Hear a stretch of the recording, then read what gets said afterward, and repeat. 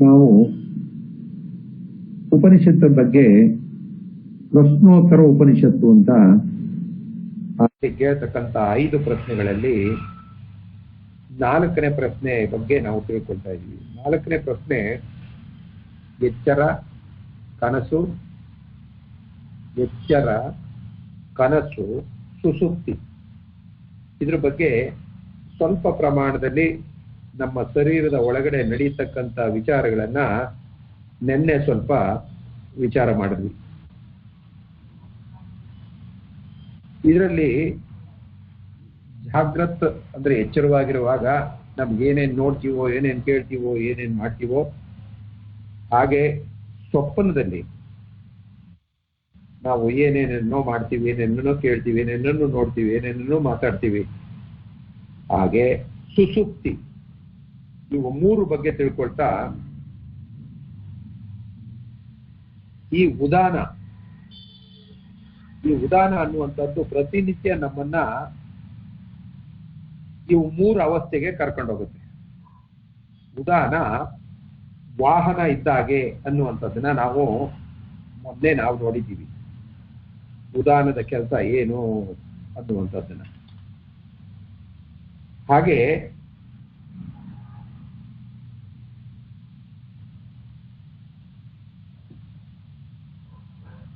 ಸ್ವಪ್ನಾವಸ್ಥೆಗೂ ಪ್ರತಿದಿನ ಕರ್ಕೊಂಡು ಹೋಗುತ್ತೆ ಉದಾನ. ಇದೊಂದು ಅದ್ಭುತವಾದ ಅನುಭವ, ಪ್ರತಿದಿನವೂ ನಮ್ಗಾಗತ್ತೆ. ಆದ್ರೆ ಅದು ಸಾಮಾನ್ಯವಾಗ್ಬಿಟ್ಟಿದೆ.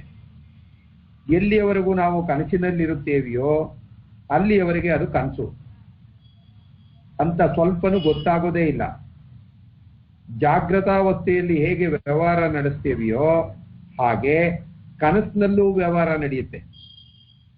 ಅಲ್ಲಿಯೂ ಸುಖಗಳು ನಮ್ಮನ್ನು ಕಾಡ್ತವೆ, ಅಲ್ಲಿಯೂ ಅಳ್ತೇವೆ, ನಗ್ತೇವೆ, ಜಗಳ ಕಾಯ್ತೇವೆ. ಬಹುಶಃ ನಾವು ಕನಸಿನಲ್ಲಿ ಆಡುತ್ತಿರುವ ಜಗಳ ಪಕ್ಕದಲ್ಲಿ ಮಲಗಿರೋರ್ಗೂ ಕೂಡ ಅದು ನಿದ್ರೆ ಭಂಗ ಆಗೋ ರೀತಿಯಲ್ಲಿ ಕನಸಿನ ವ್ಯವಹಾರನೂ ಕೂಡ ನಡೀತೆ. ಅಷ್ಟು ಜೋರಾಗಿ ಕನಸಿನಲ್ಲಿ ಮಾತಾಡ್ತೇವೆ. ಕನಸಿನಲ್ಲಿ ಇರುವುದನ್ನೆಲ್ಲ ಸೃಷ್ಟಿಸ್ತವನು ಯಾರು? ನಾವೇ. ನಮ್ಮ ಮನಸ್ಸಿನ ಉಗ್ರಾಣದಲ್ಲಿ ಹಲವು ಜನ್ಮಗಳಿಂದ ಅನುಭವದ ನೆನಪಲ್ಲೇ ಸೂಕ್ಷ್ಮಾವಸ್ಥೆಯಲ್ಲಿ ಬದುಕೊಂಡಿವೆ. ನಾವು ಕನಸು ಕಾಣಬೇಕಾದ್ರೆ ಸುಮ್ಮನೆ ಕನಸು ಕಾಣ್ಲಿಕ್ಕೆ ಆಗೋದಿಲ್ಲ. ಅದರಿಂದ ಸ್ವಲ್ಪವನ್ನು ತೆಗೆದುಕೊಂಡು ಮನಸ್ಸು ಒಂದು ಅದ್ಭುತವಾದ ಪ್ರಪಂಚವನ್ನೇ ಸೃಷ್ಟಿ ಮಾಡುತ್ತೆ. ಅದರೊಳಗೆ ಪ್ರವೇಶ ಮಾಡಿ ಅನುಭವಿಸುತ್ತದೆ. ಕನಸು ಕೆಲವು ವೇಳೆ ಬರೀ ಭ್ರಾಂತಿಯಂತೆ ಕಾಣುತ್ತೆ. ಆದ್ರೆ ಅಲ್ಲಿರುವ ಅನುಭವಗಳೆಲ್ಲ ಒಂದು ಕಾಲದಲ್ಲಿ ನಾವೇ ಅನುಭವಿಸಿದ್ದು. ಇದು ಕನಸಿನ ವಿಚಾರ ನಾವು ಮಾಡ್ತಾ ಇರ್ತಕ್ಕಂಥದ್ದು. ನಮ್ಮ ಶರೀರ ಇಲ್ಲೇ ಇದೆ, ಇಂದ್ರಿಯಗಳು ಇಲ್ಲೇ ಮಲಗಿದ್ದಾವೆ. ಆದ್ರೆ ಮನಸ್ಸು ಮಾತ್ರ ನಮ್ಮನ್ನ ಕನಸಿಗೆ ಕರ್ಕೊಂಡೋಗುತ್ತೆ. ಕನಸು ಯಾವುದು ಅಂದ್ರೆ ನಮ್ಮ ಹಳೆಯ ಅನುಭವಗಳು. ಅವು ಸಂಸ್ಕಾರದಂತೆ ನಮ್ಮ ಮನಸ್ಸಿನ ಅಂತರಾಳದಲ್ಲಿ ಕುಳಿತಿವೆ. ಇವೆಲ್ಲ ಒಂದು ಗ್ರಾಮೋಫೋನು ಮೊದಲು ಹಿಂದೆ ಪ್ಲೇಟ್ನಂತೆ ನಮ್ಮ ಮನಸ್ಸಿನ ಉಗ್ರಾಣದಲ್ಲವೇ. ಯಾವ ಪ್ಲೇಟನ್ನು ತೆಗೆದು ನಾವು ಹಾಕ್ತೀವೋ ಪ್ಲೇಟ್ಗೆ, ಗ್ರಾಮೋಫೋನ್ಗೆ, ಹಾಗೆ ಪ್ರತಿದಿನ ನಮ್ಮ ಕನಸಿನಲ್ಲಿ ಕೆಲವು ಅನುಭವಗಳು ಬರ್ತವೆ. ಆ ಅನುಭವಗಳನ್ನು ತಕೊಂಡು ಮನಸ್ಸು ಅನುಭವಿಸ್ತದೆ. ಯಾವಾಗ? ಕನಸಿನಲ್ಲಿ. ಯಾವುದನ್ನ ಹಿಂದೆ ನಾವು ನೋಡಿದ್ದೇವೋ ಅದನ್ನು ಪುನಃ ಕನಸಿನಲ್ಲಿ ಅದನ್ನ ಚಿತ್ರ ಮಾಡಿಕೊಂಡು ನೋಡುತ್ತೆ. ನಮ್ಮ ಮನಸ್ಸಿನಲ್ಲಿ ಇಂದಿನ ಚಿತ್ರಗಳೆಲ್ಲ ಒಂದು ಆಲ್ಬಮ್ನಂತೆ. ನಾವು ಯಾವುದೋ ಮದುವೆ 15-20 ವರ್ಷದ ಹಿಂದೆ, 30 ವರ್ಷದ ಹಿಂದೆ ಆಲ್ಬಮ್ ತೆಗೆದುಕೊಂಡು ನೋಡಿದ್ರೆ ನಮ್ಮನ್ನು ಹೇಗೆ ಹಿಂದಕ್ಕೆ ಕರ್ಕೊಂಡು ಹೋಗುತ್ತೋ ಮನಸ್ಸು, ಹಾಗೆ ಅವುಗಳನ್ನೆಲ್ಲ ತೆಗೆದುಕೊಂಡು ಮತ್ತೊಮ್ಮೆ ಅದರಂತೆ ಅನುಭವ ತಗೊಳುತ್ತೆ. ಆ ಕನಸಿನಲ್ಲಿ ಯಾವುದೋ ಕ್ರಾಯಿನ ಕಾಲದಲ್ಲಿ ಆಗಿ ಹೋಗಿದ್ದ ಈಗ ಇಲ್ಲ. ಆದ್ರೆ ಭೂತಕಾಲ ಈಗ ತಾನೆ ನಮ್ಮೆಲ್ಲರಿಗೆ ಎದುರಿಗೆ ವರ್ತಮಾನದಂತೆ ಕಾಣ್ತಾ ಇದೆ. ಬಹಳ ಕಾಲದ ಹಿಂದೆ ತೆಗೆದ ಸಿನಿಮಾ ಚಿತ್ರಗಳನ್ನ ಪುನಃ ತೆರೆಯ ಮೇಲೆ ನೋಡೋ ಅಂತೆ. ಒಂದು ದೃಷ್ಟಿಯಿಂದ ಇದು ಆಗಲೇ ಆಗೋಗಿದ್ದು, ಇದು ಹಳೆಯದು, ಗತಕಾಲದ್ದು. ಆದ್ರೆ ಮತ್ತೊಂದು ದೃಷ್ಟಿಯಿಂದ ಅದನ್ನು ನೋಡುತ್ತಿರುವಾಗ ಈಗ ಆಗುತ್ತಿರುವುದು ವರ್ತಮಾನ ಕಾಲದ್ದು. ನಮ್ಮ ಸುಪ್ತವಾದ ಮನಸ್ಸಿನ ಉಗ್ರಾಣದಲ್ಲಿ ಇಂಥ ಬೇಕಾದಷ್ಟು ಸಿನಿಮಾ ರೀಲ್ಗಳ ರೀತಿಯಲ್ಲಿ ಅಂತರಾಳದಲ್ಲಿ ಅಡಗಿವೆ. ಒಂದೊಂದು ದಿನ ಮನಸ್ಸು ಒಂದೊಂದು ರೀಲನ್ನು ಕನಸಿನಂತೆ ನಮಗೆ ಸಿನಿಮಾ ನೋಡಿದಾಗೆ ಪ್ರೊಜೆಕ್ಟರ್ ಮೇಲೆ ಬಿಂಬಿಸೋ ರೀತಿ ಅನುಭವ ಆಗತ್ತೆ. ಕನಸಿನಲ್ಲಿ ಯಾವುದನ್ನು ಹಿಂದೆ ಕೇಳಿದ್ದೇನೋ ಅದನ್ನೇ ಪುನಃ ಕೇಳ್ತೇನೆ. ಕೇಳಿದ್ದೆಲ್ಲ ಮಾಯವಾಗಿ ಹೋಗಿಲ್ಲ, ಅವೆಲ್ಲ ಸಂಸ್ಕಾರದಂತೆ ನಮ್ಮ ಮನಸ್ಸಿನ ಉಗ್ರಾಣದಲ್ಲಿ ಇವೆ. ಟೇಪ್ ರೆಕಾರ್ಡರ್ ರೀಲ್ಗಳಂತೆ ಬೇಕಾದಷ್ಟು ನಮ್ಮ ಮನಸ್ಸಿನ ಉಗ್ರಾಣದಲ್ಲಿ ಅದನ್ನು ಪದೇ ಪದೇ ಹಾಕಿ ಮನಸ್ಸು ಅನುಭವಿಸುತ್ತೆ. ಹಿಂದೆ ಮಾಡಿದ ಯಾವುದೋ ವ್ಯಾಜ್ಯವನ್ನ ಪುನಃ ಹೊಸದಾಗಿ ಮಾಡುವುದು ಕೇಳಿ ಮರೆತ ಹಾಡನ್ನು ಪುನಃ ಕೇಳೋ ರೀತಿನಲ್ಲಿ. ಎಲ್ಲೋ ಕೇಳಿದಾಗಿದೆಯಲ್ಲ, ಎಲ್ಲೋ ನನಗೆ ನೆನಪಾದಾಗಿದೆಯಲ್ಲ ಅಂತ ಹೇಳ್ತೀವಲ್ಲ, ಅದು ಈಗಲೋ ಕೆಲವು ತಿಂಗಳೋ ವರ್ಷಗಳೋ ಹಿಂದೆ ಅನುಭವಿಸಿದ್ದನ್ನ ಪುನಃ ಅನುಭವಿಸುತ್ತೆ. ಬೇರೆ ಯಾವ ಕಡೆಯೋ ಆಗಿದ್ದನ್ನ ಈ ಸ್ಥಳದಲ್ಲಿ ಅನುಭವಿಸುತ್ತೆ. ಬೇರೆ ಬೇರೆ ದೇಶ ಕಾಲಗಳಲ್ಲಿ ಆಗಿರುವುದೆಲ್ಲ ಜಾಗೃತವಾಗಿದೆ. ನಮ್ಮ ಸುಪ್ತ ಚೈತನ್ಯದಲ್ಲಿ ನಮಗೆ ಪರೀಕ್ಷೆ ಆಗಿ ಎಷ್ಟೋ ವರ್ಷಗಳಾಗಿವೆ. ಅನೇಕ ವೇಳೆ ಈಗಲೂ ಪರೀಕ್ಷೆಯ ಹಾಲ್ನಲ್ಲಿ ಪ್ರಶ್ನೆಗಳ ಉತ್ತರ ಪತ್ರಿಕೆಯನ್ನು ಬರೆಯುವ ರೀತಿಯಲ್ಲಿ ಕನಸು ಕಾಣ್ತೇವೆ. ಕಾಲ ಮೀರಿದೆ, ಇವುಗಳನ್ನ ಕನಸಿನಲ್ಲಿ ಕಾಣ್ತೇವೆ. ರೈಲು ಮಿಸ್ ಆದಂತದ್ದು, ತಪ್ಪೋಗುವಂತದ್ದು, ಬಸ್ಸುಗಳು ಕಾಯ್ತಾ ಇದ್ದು ಬಸ್ಸು ಬರದೇ ಇರ್ತಕ್ಕಂಥದ್ದು, ಇವುಗಳೆಲ್ಲ ಸಾಮಾನ್ಯವಾಗಿ ನಮ್ಮ ಕನಸುಗಳಲ್ಲಿ ಕಳವಳ, ವ್ಯಾಕುಲ, ಸಂದೇಹ ಇವುಗಳೆಲ್ಲ ಅಷ್ಟೇ ಹೊಸದಾಗಿ ಕನಸಿನಲ್ಲಿ ನಮಗೆ ಕಾಣಿಸ್ಕೊಳ್ಳುತ್ತೆ. ನೋಡಿದ್ದು ನೋಡದೆ ಇರೋದು, ಇದನ್ನು ಅನುಭವಿಸ್ತಾನೆ ನೋಡುತ್ತಾ ಅಂದ್ರೆ ಈಗ ಕೆಲವು ಕಾಲ ನೋಡಿದ್ದು ಅದರ ಸಂಸ್ಕಾರ ಹೊಸದಾಗಿ ಮನಸ್ಸಿನ ಉಗ್ರಾಣದಲ್ಲಿ ನೋಡದೆ ಇರೋದು ಅಂದ್ರೆ ಈಗ ಅದನ್ನು ನೋಡಿಲ್ಲ, ಅಥವಾ ಈ ಜನ್ಮದಲ್ಲೇ ಅದನ್ನು ನಾನು ನೋಡಿಲ್ಲ. ಆದ್ರೆ ತನ್ನ ಸುಪ್ತಾವಸ್ಥೆಯಲ್ಲಿ ಈ ನೆನಪುಗಳೆಲ್ಲ ಇರುವುದರಿಂದ ಅದರ ಆಧಾರದಿಂದಾಗಿ ಮನಸ್ಸು ಆಗಿ ಹೋದ ಚಿತ್ರವನ್ನು ಪುನಃ ಸೃಷ್ಟಿಕೊಳ್ಳುತ್ತೆ. ಆದ ಕಾರಣವೇ ನಾವು ಈ ಜನ್ಮದಲ್ಲಿ ಇದುವರೆಗೆ ಮಾಡದ ಕೆಲಸಗಳನ್ನು ಸ್ವಲ್ಪವೂ ಅನುಮಾನಿಸದೆ, ನಾಚದೆ, ಕೇಳದೆ ಕನಸಿನಲ್ಲಿ ಮಾಡಿ ಹಾಕ್ತದೆ. ಕೇಳಿದ್ದು ಕೇಳದೆ ಇರುವುದು, ಕೇಳದ್ದು ಕೇಳದೆ ಇರೋದು, ಕೆಳಗಿನ ಪದರದಲ್ಲಿ ಹಿಂದಿನ ಜನ್ಮದಲ್ಲಿ ಕೇಳಿದ್ದೆಲ್ಲ ಯಾವುದೂ ಮಾಯವಾಗಿಲ್ಲ. ಅವೆಲ್ಲ ಸೂಕ್ಷ್ಮಾವಸ್ಥೆಯಲ್ಲಿ ಮನಸ್ಸಿನ ಅಂತರಾಳದಲ್ಲಿ ಹುಡುಗಿದೆ. ಯಾರೋ ಮೊಗಚುವ ಕೈನಿಂದ ಮನಸ್ಸಿನ ಕೆಳಗೆ ಇರುವುದನ್ನೆಲ್ಲ ಮೇಲಕ್ಕೆ ತಂದಂತೆ ಅದನ್ನು ಅನುಭವಿಸುವಾಗ ಬಹಳ ಹಿಂದಿನ ಕಾಲದಲ್ಲಿ ಅದು ಆಗಿದ್ದರೂ ಇತ್ತೀಚೆಗೆ ಆದ ಅನುಭವದಂತೆ ನಮಗೆ ಕಾಣಿಸುತ್ತೆ.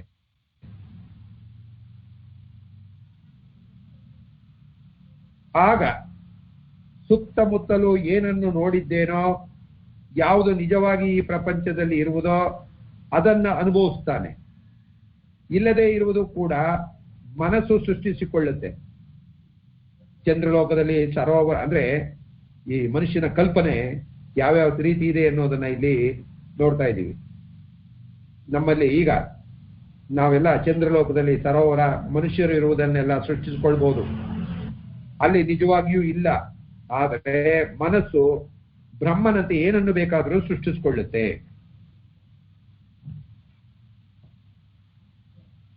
ಕನಸಿನಲ್ಲಿ ನೋಡುವ ವಸ್ತುವೆಲ್ಲ ಇವನೇ ಆಗಿದ್ದಾನೆ. ಇವನೇ ತನ್ನ ಚೈತನ್ಯದಿಂದ ಅದನ್ನು ಸೃಷ್ಟಿಸಿಕೊಂಡು ಅದರೊಳಗೆ ಪ್ರವೇಶ ಮಾಡಿ ಅದನ್ನು ಅನುಭವಿಸ್ತಾನೆ. ಮನಸ್ಸಿನಲ್ಲಿ ನೋಡುವ ದೃಶ್ಯ ಪ್ರಪಂಚವೆಲ್ಲ ಅವನೇ ಆಗಿದ್ದಾನೆ. ಅದಕ್ಕಾಗಿಯೇ ಎದ್ದಾದ ಮೇಲೆ ನಾನೊಂದು ವಿಚಿತ್ರವಾದ ಕನಸನ್ನು ಕಂಡೆ ಅಂತ ಹೇಳ್ತಾನೆ. ಆ ದೃಗ್ದೃಶ್ಯಗಳ ಮಿಶ್ರವನ್ನೇ ನಾವು ಕನಸಿನಲ್ಲಿ ನೋಡ್ತೇವೆ. ಇದು ಕನಸಿನ ವಿಚಾರಕ್ಕೆ ಸಂಬಂಧಪಟ್ಟಂಗಾಯ್ತು. ಈಗ ಮುಂದೆ ಈ ಇಲ್ಲಿ ಅಂದ್ರೆ ಈ ಚೈತನ್ಯ, ಈ ಜೀವಾತ್ಮ ಜಾಗೃತ ಅವಸ್ಥೆ ಮತ್ತು ಕನಸುಗಳಲ್ಲಿ ಮನಸ್ಸಿನ ಮೂಲಕ ಹೊರಗಿದ್ದನ್ನು ಗ್ರಹಿಸ್ತಾನೆ. ಈ ಜೀವಾತ್ಮ ಎಚ್ಚರವಾಗಿರುವಾಗ ಮತ್ತೆ ಕನಸುಗಳಲ್ಲಿ ಮನಸ್ಸಿನ ಮೂಲಕ ಹೊರಗೆ ಇರ್ತಕ್ಕಂಥದ್ದೆಲ್ಲಾನು ಗ್ರಹಿಸ್ತಾನೆ. ಯಾವಾಗ ಮನಸ್ಸು ತೇಜಸ್ಸಿನಿಂದ ಸೋಲಿಸಲ್ಪಡುವುದೋ, ಅಂದರೆ ಸುಷುಪ್ತಿಯ ಕಾಂತಿಯನ್ನು ಅದು ಅಂದ್ರೆ ಕಾಣದಾಗ ಮಾಡುತ್ತೋ, ಅದರ ಎದುರಿಗೆ ಮನಸ್ಸು ಇನ್ನು ಮೇಲೆ ಬೆಳಗಲಾರದು. ಹೇಗೆ ಸೂರ್ಯ ಹುಟ್ಟದ ಮೇಲೆ ಚಂದ್ರನ ಬೆಳಕು, ಚಂದ್ರ ನಮ್ಗೆ ಕಾಣಿಸಲ್ಲ ಸೂರ್ಯ ಇದ್ದಾಗ, ಹಾಗೆ ಇಲ್ಲಿ ಚಂದ್ರ ಇದ್ದಾನೆ, ಸೂರ್ಯ ಬಂದಾಗ ಚಂದ್ರ ಮಂಕಾಗ್ತಾನೆ. ಹಾಗೆ ಎಚ್ಚರವಾದಾಗ ನಮಗೆ ಎಲ್ಲವನ್ನು ಡೈರೆಕ್ಟ್ ಆಗಿ ನೋಡ್ತೇವೆ, ಈ ಪ್ರಪಂಚದ ವಸ್ತುಗಳೆಲ್ಲ ಕಾಣ್ತವೆ ಎಚ್ಚರದಲ್ಲಿ. ಕನಸಿನಲ್ಲಿ ಅವೆಲ್ಲ ಚಂದ್ರನಂತೆ ಮರೆಯಾಗ್ತವೆ. ಇಲ್ಲ ಅಂತಲ್ಲ, ಎಲ್ಲ ಇವೆ. ಸೂರ್ಯನ ಬೆಳಕಿನಲ್ಲಿ ನಮ್ಗೆ ಚಂದ್ರ ಹೇಗೆ ಕಾಣಿಸೋದಿಲ್ವೋ ಹಾಗೆ ಇವೆಲ್ಲ ಕನಸಿನಲ್ಲಿ ಕಂಡವೆಲ್ಲ ಸ್ವಲ್ಪ ಮರೆಯಾಗ್ತವೆ. ಯಾರು ಅದನ್ನ ಗಮನಿಸೋದಿಲ್ಲ. ಯಾಕೆಂದ್ರೆ ಸೂರ್ಯನ ಕಾಂತಿಯಲ್ಲಿ ಅವನ ಕಾಂತಿಗೆ ಬೆಲೆ ಇಲ್ಲ. ಸೂರ್ಯನ ಕಾಂತಿ ಮುಂದೆ ಚಂದ್ರನ ಕಾಂತಿಗೆ ಬೆಲೆ ಇಲ್ಲ. ಇಲ್ಲಿ ಮನಸ್ಸು ಕೂಡ ಸುಸುಪ್ತಿಯ ಕಾಂತಿಯ ಎದುರಿಗೆ ತನ್ನ ಪ್ರಕಾಶವನ್ನೆಲ್ಲ ಕಳೆದುಕೊಳ್ಳುತ್ತೆ. ಆ ಸಮಯದಲ್ಲಿ ಮನಸ್ಸೇ ಇರೋದಿಲ್ಲ. ಏಕೆಂದ್ರೆ ಆಗ ಕರ್ತೃ ಭೋಕ್ತೃ ಭಾವನೆ ಇರೋದಿಲ್ಲ. ಈ ದೃಶ್ಯ ಪ್ರಪಂಚದ, ನಮ್ಮ ಕಣ್ಣು ಕಾಣ್ತಕ್ಕಂಥ ದೃಶ್ಯ ಪ್ರಪಂಚದ ಯಾವುದೂ ಅವನಿಗೆ ಕಾಣೋದಿಲ್ಲ. ಅವನಿಗೆ ಕನಸುಗಳೇ ಆಗೋದಿಲ್ಲ. ಆಗ ಶರೀರದಲ್ಲಿ ಸುಖ ಉಂಟಾಗತ್ತೆ. ಇದೊಂದು ಬಗೆಯ ಸುಖ. ಈ ಪ್ರಪಂಚದಲ್ಲಿ ಎರಡು ಬಗೆಯ ಸುಖ ಇದೆ. ಒಂದು, ನಮ್ಮ ಸಮಸ್ಯೆಗಳಿಗೆಲ್ಲ ಪರಿಹಾರ ದೊರೆತಾಗ ಸುಖ ಆಗತ್ತೆ. ಯಾವುದೋ ಒಂದು ಸಮಸ್ಯೆ ಬರುತ್ತೆ, ಸಮಸ್ಯೆ ಮುಗಿದ ತಕ್ಷಣನೇ ನಮ್ಗೆ ಒಂದು ರೀತಿ ಸಂತೋಷ ಆಗತ್ತೆ. ಆಗ ಸಮಸ್ಯೆಗಳೆಲ್ಲ ಪಲಾಯನ ಮಾಡಿದ್ವು, ಅಂದ್ರೆ ನಮ್ಗೆ ಆ ಸಮಸ್ಯೆಗೆ ಉತ್ತರ ಸಿಕ್ತು. ನಾನು ಇನ್ಮೇಲೆ ಅವು ಬರೋದಿಲ್ಲ. ಮತ್ತೊಂದು ಬಗೆಯ ಆನಂದ, ಸಮಸ್ಯೆಗೆ ಪರಿಹಾರ ಸಿಕ್ಕುವುದಲ್ಲ, ಆದ್ರೆ ತತ್ಕಾಲಕ್ಕೆ ಆ ಸಮಸ್ಯೆಗಳು ನಮ್ಮನ್ನು ಬಿಟ್ಟು ಹೋಗ್ತವೆ. ಯಾವಾಗ ಸುಸುಪ್ತಿಗೆ ಹೋಗುವೆವೋ ಆಗ ನಮ್ಮಲ್ಲಿ ಕೊರೆಯುತ್ತಿದ್ದ ನೋವು, ಸಂಕಟ, ದುಃಖಗಳೆಲ್ಲ ಬಿಟ್ಟು ಹೋಗ್ತವೆ. ಇವೆಲ್ಲ ಶರೀರದಲ್ಲಿ. ಈಗ ಎಚ್ಚರ, ಕನಸಿನ ಬಗ್ಗೆ ತಿಳ್ಕೊಂಡ್ವಿ. ಈಗ ಸುಸುಪ್ತಿ. ಆದ್ರೆ ನಾವು ಎದ್ದೊಡನೆ ಅವು ಪುನಃ ಬರ್ತವೆ. ಸುಸುಪ್ತಿನಲ್ಲಿ ಇದ್ದಾಗ ನಮ್ಗೆ ಯಾವ ಕಷ್ಟ, ಸುಖ, ನೋವು ಏನು ಕಾಣಿಸೋದಿಲ್ಲ. ಆದ್ರೆ ನಾವು ಎದ್ದ ತಕ್ಷಣನೇ ಅವು ಪುನಃ ವಾಪಸ್ ಬರ್ತವೆ. ನಮ್ಮ ಮೇಲೆ ಎಲ್ಲ ಎಡುಕತ್ತೆ. ಇದಕ್ಕೊಂದು ಉದಾಹರಣೆನ ಹೇಳ್ಬೋದು. ಒಂದು ಉದಾಹರಣೆ ಯಾವುದು ಅಂದ್ರೆ, ಗಂಗಾ ನದಿಯಲ್ಲಿ ಸ್ನಾನಕ್ಕೆ ಹೋದ್ರೆ ನದಿಗೆ ಇಳಿಯುವಾಗ ಪಾಪಗಳೆಲ್ಲ ಅವನನ್ನು ಬಿಟ್ಟು ದಡದ ಮರದ ಮೇಲೆ ಕುಳಿತುಕೊಳ್ತವೆ. ಈಗ ಒಬ್ಬ ಸ್ನಾನಕ್ಕೆ ಹೋದ, ನದಿಗೆ ಬಟ್ಟೆ ಎಲ್ಲ ಬಿಚ್ಚಿಟ್ಟು ಹೋಗಿ, ಯಾತಕ್ಕೆ? ಆ ನನ್ನ ಪಾಪಗಳೆಲ್ಲ ಹೋಗ್ಲಿ ಅಂತ. ಅವನನ್ನು ಬಿಟ್ಟು ದಡದ ಮೇಲೆ ಕುಳಿತಿರ್ತಾವೆ. ಯಾವಾಗ ಸ್ನಾನವನ್ನು ಮಾಡಿಕೊಂಡು ಬರ್ತಾನೋ ಪುನಃ ಅವನ ಮೇಲೆ ಸವಾರಿ ಮಾಡೋದಕ್ಕೆ ಪ್ರಾರಂಭ ಮಾಡ್ತವೆ.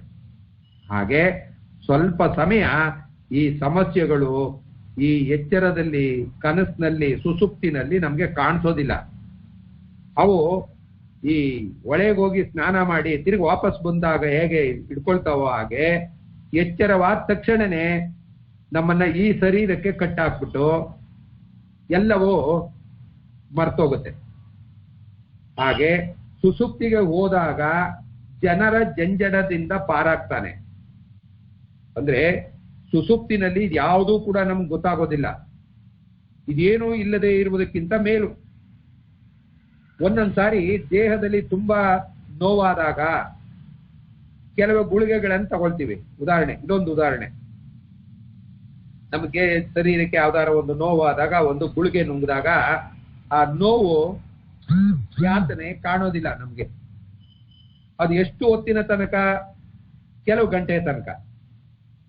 ಔಷಧದ ಪರಿಣಾಮ ಇಳಿದೋಯ್ತಲೇ ಆ ನೋವು ತಿರ್ಗಿ ವಾಪಸ್ ನಮಗೆ ಗೊತ್ತಾಗತ್ತೆ. ಸುಸುಪ್ತಿಯ ಆನಂದವೂ ಇಂಥದ್ದೇ. ಇವನೇನು ಜೀವನದ ಸಮಸ್ಯೆಗಳನ್ನ ಎದುರಿಸಿ ಅದನ್ನು ಸೋಲ್ಸೋಕ್ಕಾಗೋದಿಲ್ಲ. ಒಂದು ಸ್ವಲ್ಪ ಕಾಲ ಅದಕ್ಕೆ ಕಾಣದಂತೆ ಅಜ್ಞಾನದ ಗುಹೆಯಲ್ಲೋ ಪೊದೆಯಲ್ಲೋ ಔತ್ಕೊಂಡಿರ್ತವೆ. ಔತ್ಕೊಂಡಿರುವ ಸ್ಥಳದಿಂದ ಹೊರಗೆ ಬಂದೊಡನೆ ಇವು ಅವನನ್ನ ಪುನಃ ಕಾಡ್ತಾವೆ. ಈ ಕನಸು ಮತ್ತೆ ಸುಸುಪ್ತಿನಲ್ಲಿ ನಡೆಯತಕ್ಕಂಥ ವಿಚಾರ ಇದು. ಈಗ ಇನ್ನೊಂದು ಉದಾಹರಣೆಯನ್ನ ನಾವು ಹೇಳ್ಬೋದು. ಹಕ್ಕಿ ಹಗಲೊತ್ತು ತಾನು ವಾಸ ಮಾಡ್ತಕ್ಕಂಥ ಮರದಿಂದ ಹೊರಗೆ ಹಲವು ವಸ್ತುಗಳನ್ನ ತಿನ್ನೋದು. ಅವುಗಳಿಗೆ ಬೇಕಾದ್ದಿದೆ, ಬೇಡದ್ದು ಇದೆ. ಇತರ ಹಕ್ಕಿಗಳೊಡನೆ ಜಗಳವೋ ಕದನವೋ ಮಾಡಿಕೊಂಡು ಸಾಯಂಕಾಲದೊಡನೆ ತನ್ನ ಮರಕ್ಕೆ ಹಿಂತಿರುಗಿ ಅಲ್ಲಿ ರಾತ್ರಿ ಕಳೆಯುತ್ತೆ. ನೋಡಿ, ಈ ಮನಸ್ಸು ಕನಸು ಹೇಗೆ ಅನ್ನೋದನ್ನ ಈ ಉದಾಹರಣೆ ಮುಖಾಂತರ ಇಲ್ಲಿ ಹೇಳ್ತಾ ಇದೆ. ಹಕ್ಕಿ ಒಂದು ಮರದಲ್ಲಿ ಗೂಡು ಕಟ್ಟಿದೆ, ವಾಸ ಮಾಡ್ತಿದೆ. ತಾನು ವಾಸದ ಮರದಿಂದ ಹೊರಗೆ ತುಂಬಾ ದೂರ ಹೋಗುತ್ತೆ. ಬೇಕಾದ ಬೇರೆ ಬೇರೆ ಹಣ್ಣುಗಳನ್ನ ತಿನ್ನುತ್ತೆ, ಬೇರೆ ಬೇರೆ ಒಂದಕ್ಕೊಂದು ಜಗಳ ಆಡ್ತಾವೆ. ಬೇಡದ ವಿಚಾರ ಬೇಕಾದ ವಿಚಾರ ಎಲ್ಲನೂ ಮಾಡಿಕೊಂಡು ಸಾಯಂಕಾಲ ಆದದೊಡನೆ ತನ್ನ ಮರಕ್ಕೆ ವಾಪಸ್ಸು ಹಿಂದಿರುಗಿ ಅಲ್ಲಿ ರಾತ್ರಿ ಕಳೆಯುತ್ತೆ. ಹಾಗೆ ಈ ಜೀವಾತ್ಮ ಜಗತ್ ಮತ್ತು ಸ್ವಪ್ನಾವಸ್ಥೆಯಲ್ಲಿ ಹಲವು ಸುಖಗಳನ್ನ ಅನುಭವಿಸಿ ಸುಸುಪ್ತಿಯ ಸಮಯದಲ್ಲಿ ತನ್ನ ಮೂಲವಾದ ಮರಕ್ಕೆ ಬಂದು ಸೇರ್ಕೊಳ್ತಾವೆ. ಅಲ್ಲಿ ಅದಕ್ಕೆ ಜಾಗ್ರತ್ ಮತ್ತು ಸ್ವಪ್ನಾವಸ್ಥೆಯ ಯಾವ ಸುಖವೂ ಇಲ್ಲ, ದುಃಖವೂ ಇಲ್ಲ. ಅಲ್ಲಿ ಜೀವನ ದೃಶ್ಯ ಪ್ರಪಂಚಕ್ಕೆ ಬರೋದಿಲ್ಲ. ತನ್ನ ಈ ಉಪಾಯಗಳನ್ನೆಲ್ಲ ಕಳಚಿ ಹಾಯಾಗಿ ಮಲಗಿರುವಂತೆ ತನ್ನ ಗುಹೆಯಲ್ಲಿ ಅಡಗುತ್ತಾನೆ. ನಮ್ಮ ದುಃಖಕ್ಕೆಲ್ಲ ಕಾರಣ ನಾವು ಏನನ್ನು ಅಂಟಿಸ್ಕೊಂಡಿದೀವೋ ಉಪಾಧಿ ಅವೇ. ನಾವು ಯಾರ ಸಂಘ ಯಾರ ಸಹವಾಸದಲ್ಲಿದ್ವೋ ಅದೇ. ಯಾವಾಗ ಆ ಸಂಘ ಮತ್ತೆ ಸಹವಾಸ ಅದಕ್ಕೆ ಸಂಬಂಧಪಟ್ಟ ವೇದನೆಗಳು ನಮ್ಮನ್ನು ಕಾಡ್ತವೆ. ದೇಹವಿದ್ದರೆ ಅದಕ್ಕೆ ಸಂಬಂಧಪಟ್ಟ ವಸ್ತುಗಳು, ಮನಸ್ಸಿದ್ದರೆ ಅದಕ್ಕೆ ಸಂಬಂಧಪಟ್ಟ ವೇದನೆಗಳು ಇದ್ದೇ ಇರ್ತವೆ. ಯಾವಾಗ ಅದರಿಂದ ಕಳಚುತ್ತೇವೆಯೋ ಆಗ ಅದಕ್ಕೆ ಸಂಬಂಧಪಟ್ಟ ವೇದನೆಗಳಿಂದ ದೂರ ಹೋಗ್ತೇವೆ. ನಾವೆಲ್ಲ ಬಂದಿರುವುದು ಪರಮಾತ್ಮನೆಂಬ ಮರದಿಂದ. ಇದನ್ನ ಈಗ ಗಮನಿಸಿ, ಈಗ ನಿಮ್ಗೆ ಸ್ವಲ್ಪ ಅರ್ಥ ಆಗ್ಬೋದು. ಹಕ್ಕಿ ಮರವನ್ನ ಬಿಟ್ಟು ಹೋಗಿ ತಿರ್ಗಾ ಪುನಃ ಸಾಯಂಕಾಲ ಆದ್ಮೇಲೆ ಮರಕ್ಕೆ ಹೇಗೆ ವಾಪಸ್ ಬರ್ತದೋ ಹಾಗೆ ನಾವೆಲ್ಲ ಬಂದಿರೋದು ಪರಮಾತ್ಮ ಅನ್ನೋ ಮರ, ದೊಡ್ಡ ಮರದಿಂದ. ಕೊನೆಗೆ ಹೋಗುವುದು ಪರಮಾತ್ಮನೆಂಬ ಮರಕ್ಕೆ. ಪ್ರತಿದಿನವೂ ನಾವು ಸುಸುಪ್ತಿಯಲ್ಲಿ ಅವನೆಡೆಗೆ ಹೋಗ್ತೇವೆ. ಸುಸುಪ್ತಿನಲ್ಲಿ ಆ ಪರಮಾತ್ಮನಿಗೆ ಹತ್ರಕ್ಕೆ ಹೋಗ್ತೇವೆ. ಹೋದಾಗ ನಮ್ಮ ಮನಸ್ಸಿನ ಸಂಸ್ಕಾರಗಳೆಲ್ಲ ಸುಪ್ತಾವಸ್ಥೆಯಲ್ಲಿ ಅವ್ಯಕ್ತವಾಗಿ ಕಾಣ್ತವೆ. ಆದರೆ ಯಾವಾಗ ಜಾಗೃತ ಅಥವಾ ಸ್ವಪ್ನಾವಸ್ಥೆಗೆ ಹೋಗುವೆವೋ ಆಗ ಸುಪ್ತಾವಸ್ಥೆಯಲ್ಲಿರುವುದು ತಕ್ಷಣವೇ ಎದ್ದು ನಿಲ್ಲುತ್ತೆ. ಆ ಸುಸುಪ್ತಿ ನಮ್ಮ ಸಂಸ್ಕಾರವನ್ನು ನಾಶ ಮಾಡೋದಿಲ್ಲ. ಅಲ್ಲಿ ಬಹಳ ಕಾಲ ಕೆಡದೆ ಇದ್ದಾವೆ. ಆದರೆ ಬ್ರಹ್ಮನ ಅನುಭವವೇ ಬೇರೆ. ಇದು ನಮ್ಮ ವಾಸನೆಗಳನ್ನೆಲ್ಲ ಸುಟ್ಟಾಕ್ಬಿಟ್ಟಿದೆ. ಅವನು ಜಾಗೃತ್ ಸ್ವಪ್ನದಲ್ಲಿರುವಾಗಲೂ ವೈವಿಧ್ಯತೆಗಳ ಮಧ್ಯದಲ್ಲಿರುವಾಗಲೂ ಅಖಂಡವಾದ ಏಕವನ್ನು ಮರೆಯೋದಿಲ್ಲ. ಯಾವ ಅವಸ್ಥೆಯಲ್ಲಿಯೂ ಇನ್ನು ಮುಂದೆ ದ್ವಂದ್ವಗಳಿಲ್ಲ. ಆದರೆ ಸುಸುಪ್ತಿಯಾದರೆ ಹಾಗಲ್ಲ. ಆ ಅವಸ್ಥೆಯಿಂದ ಬಂದೊಡನೆ ಸಂಸ್ಕಾರಗಳೆಲ್ಲ ಕಾದಿವೆ. ಯಾತಕ್ಕೆ? ಕಾಡೋದಕ್ಕೆ. ಯಾಕೆ ನಾವು ದುಡ್ಡು ಕೊಟ್ರೆ ಸಾಲಗಾರರು ಹೆಂಗೆ ನಮ್ಮನ್ನ ಕಾಡ್ತಾರೋ ಹಾಗೆ ಅವೆಲ್ಲವೂ ಬಂದು ವಾಪಸ್ಸು ಶುರುವಾಗ್ತವೆ. ಇದು ಆದ್ಮೇಲೆ ಈಗ ಇದು ಎಚ್ಚರ, ಕನಸು, ಸ್ವಪ್ನ, ಸುಸುಪ್ತಿಯ ಬಗ್ಗೆ ನಿಮ್ಗೆ ಎಷ್ಟು ಅರ್ಥ ಆಗ್ತೋ ಏನೋ ಗೊತ್ತಿಲ್ಲ. ಈಗ ಮುಂದೆ ಹೇಳ್ತಕ್ಕಂಥದ್ದನ್ನ ಸ್ವಲ್ಪ ಗಮನ ಇಟ್ಟು ಕೇಳಿ. ನಮ್ಮ ಶರೀರದಲ್ಲಿ ಮತ್ತೆ ಈ ಭೂಮಿಗೆ ಸಂಬಂಧಪಟ್ಟಂತ ವಿಚಾರಗಳನ್ನ ಹೇಳ್ತಾ ಹೋಗ್ತವೆ. ಇಲ್ಲಿ ಈ ಶ್ಲೋಕದ ಅರ್ಥ ಇಷ್ಟೇ. ಪೃಥ್ವಿ ಗಂಧ ತನ್ಮಾತ್ರೆ ಅಂದ್ರೆ ಗಂಧವನ್ನ ಸೂಸ್ತಕ್ಕಂಥದ್ದು. ಭೂಮಿ ಅಂದ್ರೆ ವಾಸನೆ, ನೀರು ಅಂದ್ರೆ ರಸ, ತೇಜಸ್ಸು ಅಂದ್ರೆ ರೂಪ, ವಾಯು ಅಂದ್ರೆ ಸ್ಪರ್ಶ, ಆಕಾಶ ಅಂದ್ರೆ ಶಬ್ದ. ಈ ಕಣ್ಣು ಮತ್ತು ಅದರಿಂದ ನೋಡೋದಕ್ಕೆ ರೂಪ, ಕಿವಿಯಿಂದ ಕೇಳೋದಕ್ಕೆ ಶಬ್ದ, ಮೂಗಿನಿಂದ ಮೂಸಲ್ಪಡ್ತಕ್ಕಂಥದ್ದು ವಾಸನೆ, ನಾಲಿಗೆನಲ್ಲಿ ರಸಸ್ಪರ್ಶ. ಆ ರಸಸ್ಪರ್ಶೇಂದ್ರಿಯ ಇದೆ ನಾಲಿಗೆನಲ್ಲಿ. ಈ ವಾಗೀಂದ್ರಿಯದಲ್ಲಿ ನಾವು ಮಾತಾಡಬೇಕು ಅನ್ನುವಂಥದ್ರಲ್ಲಿ ವಾಗೀಂದ್ರಿಯದಲ್ಲಿ ಮಾತು. ಈಗ ಹಸ್ತ ನಮ್ಮನ್ನ ಹಿಡಿಯೋದಕ್ಕೆ ಅನುಕೂಲ ಆಗುತ್ತೆ, ಯಾವುದೇ ವಸ್ತುವನ್ನು ಹಿಡ್ಕೋಬೇಕಾದ್ರೆ ಸಹಾಯ ಮಾಡುತ್ತೆ. ಉಪಸ್ಥಿ ಮತ್ತು ಅದರ ವಿಷಯ, ಪಾಯು ಅದರ ವಿಷಯ, ಪಾದಗಳು ಮತ್ತು ಹೋಗುವ ಸ್ಥಳ, ಮನಸ್ಸು ಅಂದ್ರೆ ಮನನ ಮಾಡ್ತಕ್ಕಂಥ ವಿಚಾರ, ಬುದ್ಧಿ ಮತ್ತು ತಿಳಿಯತಕ್ಕ ವಿಷಯ, ಅಹಂಕಾರ ಮತ್ತು ಅದರ ವಿಷಯ ಪ್ರಾಣ. ಇವೆಲ್ಲ ಆತ್ಮನಲ್ಲೇ ಇವೆ. ಇವಿಷ್ಟು ಗುಣಗಳು ಕೂಡ ಈ ಆತ್ಮ, ಯಾವುದೋ ನಮ್ಮ ಶರೀರದ ಒಳಗಡೆ ಇರತಕ್ಕಂಥ ಆತ್ಮನಲ್ಲಿ ಇಷ್ಟು ಗುಣಗಳೂ ಇದೆ. ಯಾವುದೋ ಭೂಮಿ ತತ್ವ, ನೀರಿನ ತತ್ವ, ತೇಜಸ್ಸಿನ ತತ್ವ, ವಾಯು ತತ್ವ, ಆಕಾಶ ತತ್ವ ಇದೆ. ಇವನ್ನ ಗ್ರಹಿಸ್ತಕ್ಕಂಥದ್ದು ಕಣ್ಣು, ಕಿವಿ, ಮೂಗು, ನಾಲಿಗೆ, ಮಾತಾಡ್ತಕ್ಕಂಥ ವಾಕ್ ಹಾಗೂ ಕರ್ಮೇಂದ್ರಿಯಗಳು, ಕೈಗಳು, ಕಾಲುಗಳು, ಮನಸ್ಸು, ಬುದ್ಧಿ, ಅಹಂಕಾರ, ಪ್ರಾಣ, ಇವೆಲ್ಲವೂ ಕೂಡ ಆತ್ಮ. ನಾವೇನು ಒಂದೇ ಒಂದು ಆತ್ಮ ಅನ್ಕೊಂಡಿದೀವೋ ಈ ಆತ್ಮದಲ್ಲಿದೆ. ಇಲ್ಲಿ ಯಾವ್ಯಾವ ಪರಮಾತ್ಮನಲ್ಲಿ ನೆಲೆಸಿರುವವು, ಇಲ್ಲಿ ಈ ಪರಮಾತ್ಮನ ಒಳಗಡೆ ಯಾವ್ಯಾವಿವೆ, ಏನೇನು ಮಾಡ್ತಾವೆ ಅನ್ನೋದನ್ನ ನೋಡ್ತಾ ಹೋಗೋಣ. ಇದನ್ನ ವರ್ಗೀಕರ ಅಂದ್ರೆ ಇದನ್ನ ವಿಂಗಡಣೆ ಮಾಡಿ ನೋಡೋಣ. ಇದನ್ನ ಪಂಚಭೂತಗಳು ಅಂತೀವಿ. ಯಾವ್ದನ್ನ? ಭೂಮಿ, ನೀರು, ಬೆಂಕಿ ಅಂದ್ರೆ ತೇಜಸ್ಸು, ವಾಯು, ಆಕಾಶ, ಇವು ಪಂಚಭೂತಗಳು. ಬರ್ಕೊಳ್ಳೋದಿದ್ರೆ ಅಥವಾ ನೆನ್ಕೊಳ್ಳೋದಿದ್ರೆ ನೀವು ಬಾಕೋಬಹುದು. ಪಂಚಭೂತಗಳು ಅಂದ್ರೆ 5 ಪಂಚಭೂತಗಳು ಭಗವಂತನಿಂದ ಬಂದಿರ್ತಕ್ಕಂಥವು ನಮ್ಗೆ. ಹಾಗೆ 5 ಜ್ಞಾನೇಂದ್ರಿಯಗಳು,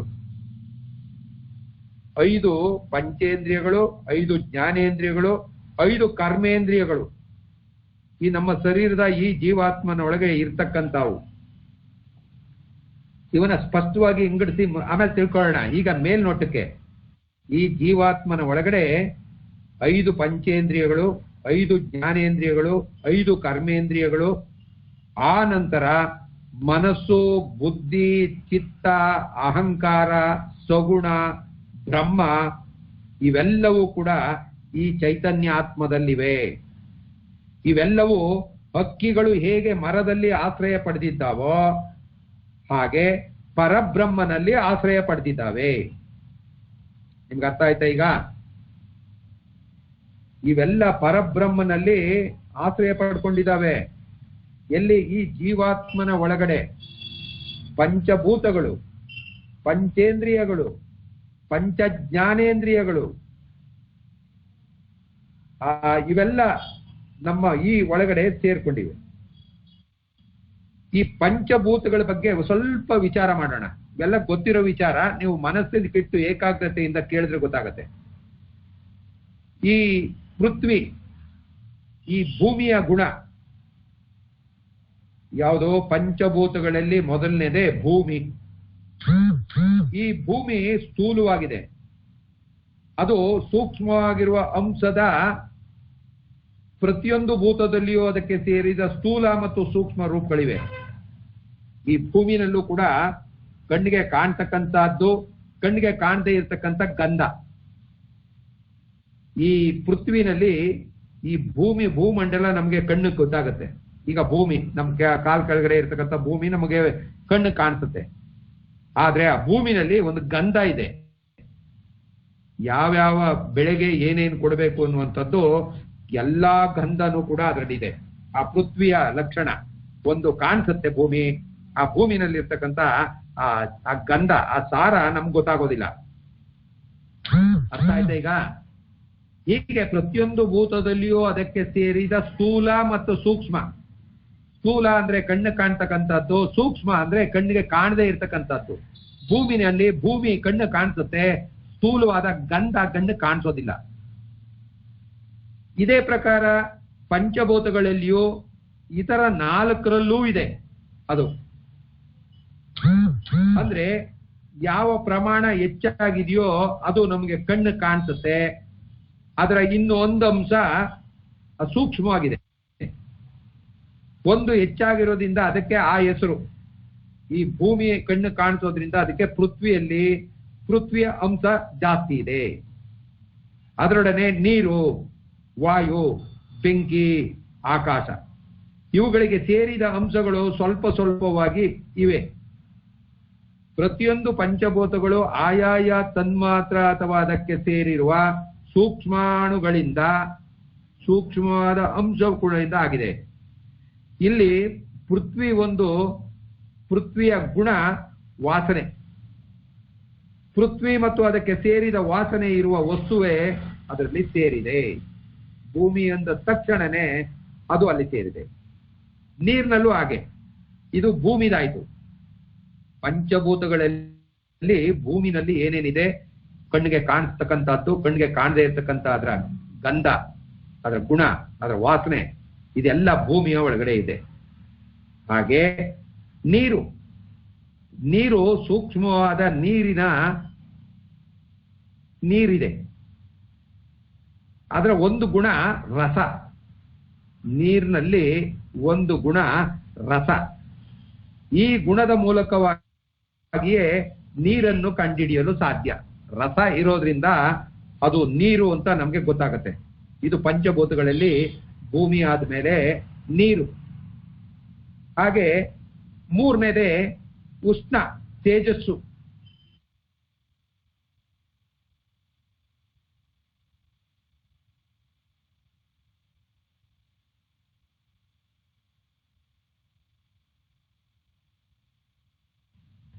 ಇದರ ಒಂದು ಗುಣರೂಪ.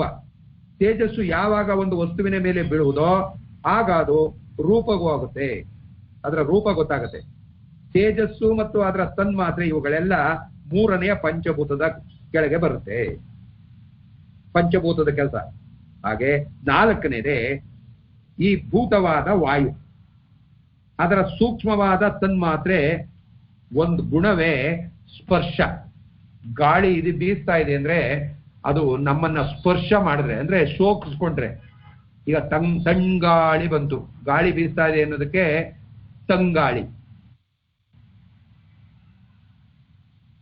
ಅದು ನಮ್ಮ ದೇಹದ ಮೇಲೆ ಬೀಸಿದಾಗ ಗಾಳಿ ತಣ್ಣಗಾಗತ್ತೆ ಅಥವಾ ಬಿಸಿಯಾಗಿರುತ್ತೆ. ಇವುಗಳೆಲ್ಲ ನಮಗೆ ಗೊತ್ತಾಗತ್ತೆ. ಈ ನಾಲ್ಕನೇದಿದೆಯಲ್ಲ, ಈ ಕಣ್ಣು ಕಾಣದ ಗಾಳಿ, ಆ ಗಾಳಿಯ ಗುಣ ಸ್ಪರ್ಶ. ಹಾಗೆ ಐದನೇದೇ ಆಕಾಶ. ಅದಕ್ಕೆ ಸೇರಿದ ಸೂಕ್ಷ್ಮ ತನ್ಮಾತ್ರೆ ಒಂದು ಗುಣ. ಆಕಾಶ ಅಂದ್ರೆ ಶಬ್ದ. ಈ ಶಬ್ದ ಸಂಚಾರ ಆಗೋದು ಖಾಲಿ ಜಾಗ ಆಕಾಶದಲ್ಲಿ ಮಾತ್ರ. ಶಬ್ದ ಒಂದು ಕಡೆಯಿಂದ ಮತ್ತೊಂದು ಕಡೆಗೆ ಹೋಗ್ಬೇಕಾದ್ರೆ ಅದಕ್ಕೆ ಒಂದು ಮಧ್ಯವರ್ತಿ ಬೇಕು. ಹಿಂದೆ ಟೆಲಿಫೋನ್ ಒಂದು ವೈರಿನ ಮುಖಾಂತರ, ವೈರಿನ ಸಹಾಯದಿಂದ ಅದು ಗೊತ್ತಾಗ್ತಾ ಇತ್ತು. ಅದು ಒಂದು ಕಡೆಯಿಂದ ಒಂದು ಕಡೆ ಶಬ್ದ ಹೋಗ್ಬೇಕು ಅಂದ್ರೆ ವೈರಿನ ಅವಶ್ಯಕತೆ ಇತ್ತು. ಹಾಗೆ ಬರ್ತಾ ಬರ್ತಾ ಆದ್ಮೇಲೆ ಈಗ ಕಾರ್ಡ್ಲೆಸ್ ಬಂತು. ಅದಾದ್ಮೇಲೆ ಈಗ ಮೊಬೈಲ್ ಬಂದಿದೆ. ಶಬ್ದ ಒಂದು ಕಡೆಯಿಂದ ಮತ್ತೊಂದು ಕಡೆಗೆ ಹೋಗಬೇಕಾದ್ರೆ ಅದಕ್ಕೆ ಒಂದು ಮಧ್ಯವರ್ತಿ ಬೇಕು. ಮಧ್ಯವರ್ತಿನೇ ಈ ಆಕಾಶ, ಖಾಲಿ ಜಾಗ. ಮಧ್ಯ ಒಂದು ಗೋಡೆ ತಡೆ ಇದ್ದು ಬಿಟ್ರೆ ನಮ್ಗೆ ಕೇಳ್ಸಲ್ಲ, ಆ ಕಡೆಗೆ ಶಬ್ದ ಹೋಗೋದಿಲ್ಲ. ತಡೆ ಗೋಡೆ ಇಲ್ಲ ಅಂದ್ರೆ ಶಬ್ದ ಎಲ್ಲಿ ಅಂದ್ರೆ ದೂರದಲ್ಲಿದ್ರೂ ಕೂಡ ಕೇಳಿಸುತ್ತೆ. ಹೆಂಗೆ, ಅದಕ್ಕೊಂದು ಉದಾಹರಣೆ ಅಂದ್ರೆ ಈ ವಿದ್ಯುತ್ ಕರೆಂಟು ಒಂದು ಕಡೆಯಿಂದ ಮತ್ತೊಂದು ಕಡೆಗೆ ಹೋಗಬೇಕಾದ್ರೆ ತಂತಿಯ ಅವಶ್ಯಕತೆ ಇದೆ. ಹಾಗೆ ಶಬ್ದಕ್ಕೆ ಯಾವುದು ಬೇಕು? ತಂತಿ ಬೇಕಾಗಿಲ್ಲ, ಖಾಲಿ ಜಾಗ ಇದ್ರೆ ಸಾಕು. ಆಕಾಶ ತತ್ವ ಅದು ಅವಶ್ಯವಾಗಿ ಬೇಕು. ಈಗ ಅರ್ಥ ಆಯ್ತು ಅಂತ ಕಾಣಿಸುತ್ತೆ. ಇವ 5 ಗುಣಗಳು ಏನೇನು ಅಂತ ಒಂದೊಂದೇ ಪಾಯಿಂಟ್ ಅಲ್ಲಿ ನಾವು ನೋಡೋಣ. ಪೃಥ್ವಿ ಭೂಮಿಯ ವಾಸನೆ ಒಂದು ಸೂಕ್ಷ್ಮವಾಗಿದೆ, ಒಂದು ಸ್ಥೂಲವಾಗಿದೆ. ಸ್ಥೂಲವಾಗಿ ಕಣ್ಣು ಕಾಣ್ತಕ್ಕಂಥದ್ದು ಭೂಮಿ. ಆ ಭೂಮಿಯಲ್ಲಿ ಎಲ್ಲಾ ತರದ ಗಂಧ ಇದೆ. ಅಂದ್ರೆ ಅದರ ಗಂಧ ಅಂದ್ರೆ ನಾವು ಈ ಗಂಧಕ್ಕಲ್ಲ, ವಾಸನೆಗೆ ಗಂಧ. ಅಂದ್ರೆ ಯಾವುದನ್ನ ಉತ್ಪತ್ತಿ ಮಾಡ್ತಕ್ಕಂಥ ಶಕ್ತಿ ಇದೆಯೋ ಭೂಮಿನಲ್ಲಿ ಎಲ್ಲ ಇದೆ. ಅದು ಉಪ್ಪು, ಖಾರ, ಹುಳಿ, ಎಲ್ಲಾ ತರದ ಗಂಧ ವಾಸನೆ ಇದೆ. ಹಾಗೆ ನೀರಿನಲ್ಲಿ ಒಂದು ರಸದ ಗುಣ ಇದೆ, ಅದು ರುಚಿ ಗೊತ್ತಾಗತ್ತೆ. ಹಾಗೆ ತೇಜಸ್ಸಿನಲ್ಲಿ ಅಗ್ನಿ, ಈ ತೇಜಸ್ ಯಾವಾಗ ಒಂದು ವಸ್ತುವಿನ ಮೇಲೆ ಬೀಳೋದೋ, ನಮ್ಮ ಕಣ್ಣಿನ ದೃಷ್ಟಿ ಯಾವಾಗ ಯಾತ್ರ ಮೇಲೆ ಬೀಳುತ್ತೋ ಅದಕ್ಕೊಂದು ರೂಪ ಗೊತ್ತಾಗತ್ತೆ. ಹಾಗೆ 4ನೇದೇ ಗಾಳಿ. ಆ ಗಾಳಿಯ ಇದು ಸ್ಪರ್ಶದಿಂದ ಗೊತ್ತಾಗತ್ತೆ. 5ನೇದೇ ಆಕಾಶ. ಆಕಾಶ ಅಂದ್ರೆ ಶಬ್ದ. ಇದು ಶಬ್ದ ಒಂದ್ರಿಂದ ಒಂದು ಕಡೆ ಹೋಗ್ಬೇಕಂದ್ರೆ ಖಾಲಿ ಇರಬೇಕು. ಆಕಾಶ, ಖಾಲಿ ಆಕಾಶ. ಇದನ್ನ ಇನ್ನೊಂದು ರೀತಿಯಲ್ಲಿ ಬಿಡಿಸಿ ಹೇಳ್ತಕ್ಕಂಥದ್ದು ಮುಂದೆ ಇದೆ, ನೋಡೋಣ. ಈಗ ಪಂಚಭೂತಗಳ ಬಗ್ಗೆ ತಿಳ್ಕೊಂಡಾಯ್ತು. ಈಗ ಈ ಪಂಚ ಜ್ಞಾನೇಂದ್ರಿಯಗಳು, ಈ ಪಂಚಭೂತಗಳು ಈಗ ನಾವು ತಿಳ್ಕೊಂಡದ್ದು ಇವು ಬ್ರಹ್ಮನಿಂದ ಬಂದಿರ್ತಕ್ಕಂಥವು. ಈಗ ಪಂಚ ಜ್ಞಾನೇಂದ್ರಿಯಗಳು ಇವೆಲ್ಲ ನಮ್ಮ ಜೀವಾತ್ಮನ, ನಮ್ಮ ಶರೀರದ ಒಳಗಡೆ ನಡೆಯತಕ್ಕಂಥ ವಿಚಾರಗಳನ್ನೇ ನಾವು ಮಾಡ್ತಾ ಇರ್ತಕ್ಕಂಥದ್ದು. ನಮ್ಮ ಶರೀರದಲ್ಲಿ ಈ ಭೂಮಿ ತತ್ವ, ವಾಯು ತತ್ವ, ಹಾಗೆ ಆಕಾಶ ತತ್ವ, ತೇಜಸ್ಸು, ವಾಯು ತತ್ವ ಇವೆಲ್ಲವೂ ಕೂಡ ನಮ್ಮ ಪಂಚಭೂತಗಳ ಸಹಕಾರದಿಂದ ನಮ್ಮ ಜೀವಾತ್ಮನಿಗೆ ಶಕ್ತಿ ಕೊಟ್ಟಿದ್ದಾವೆ.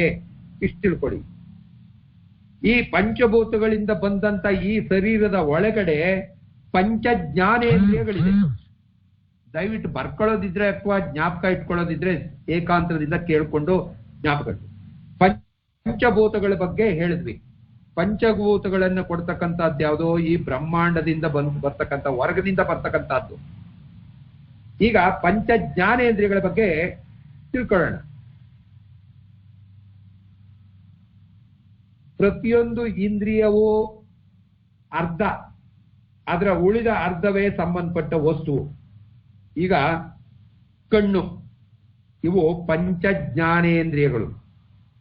ಕಣ್ಣು ಹೊರಗೆ ಇರುವತಕ್ಕಂಥ ರೂಪಗಳನ್ನೆಲ್ಲ ನೋಡಬಹುದು. ಇದು ಪಂಚ ಜ್ಞಾನೇಂದ್ರಿಯಗಳು. ಪಂಚಭೂತಗಳು, ಈ ಪಂಚಭೂತಗಳಿಂದ ಆಗಿರ್ತಕ್ಕಂಥ ಈ ಶರೀರ.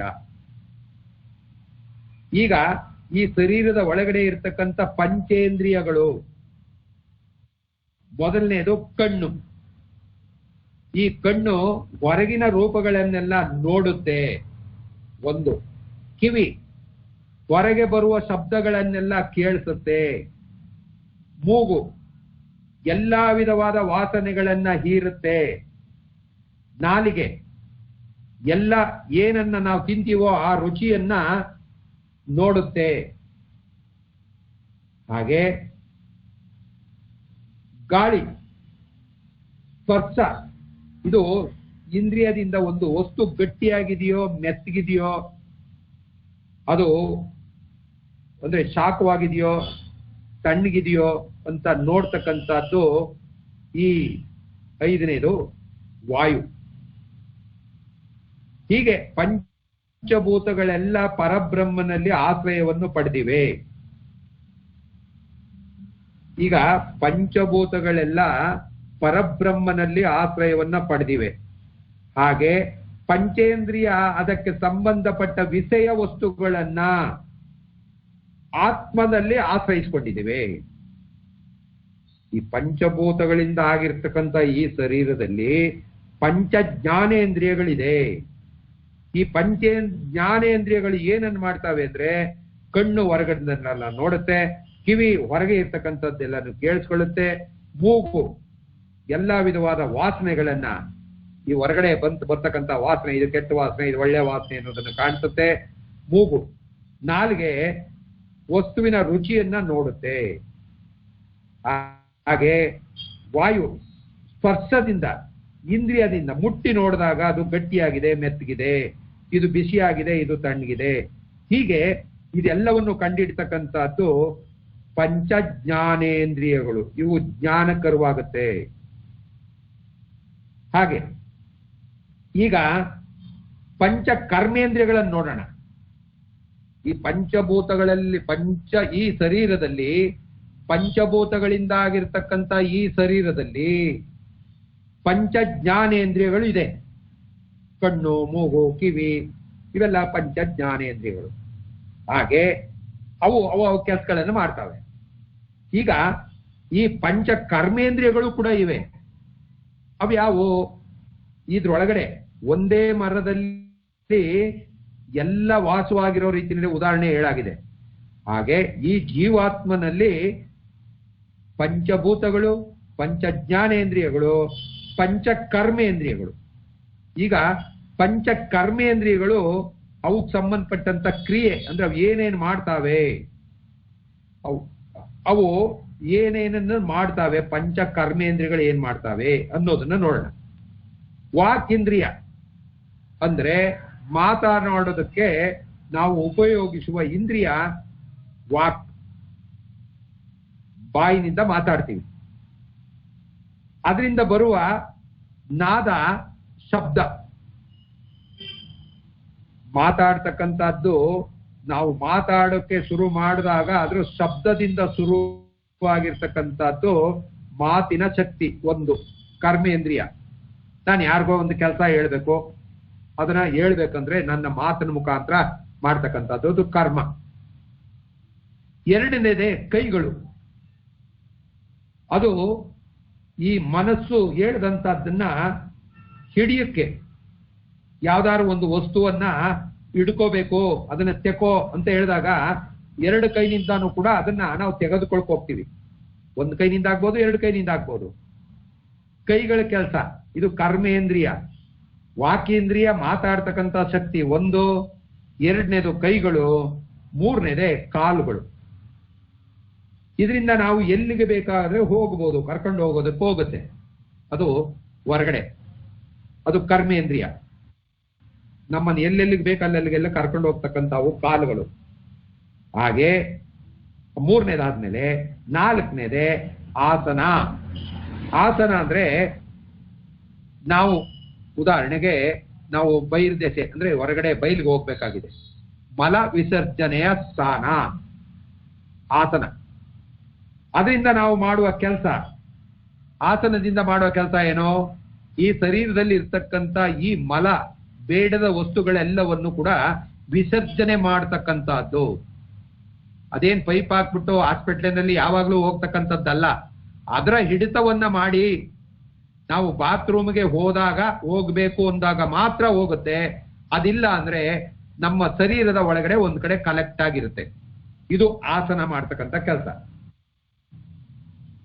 ಹಾಗೆ ಜನನೇಂದ್ರಿಯ. ಈ ಜನನೇಂದ್ರಿಯದಿಂದ ನಾವು ಏನೇನ್ ಮಾಡ್ತೀವಿ? ಮೂತ್ರ ವಿಸರ್ಜನೆ.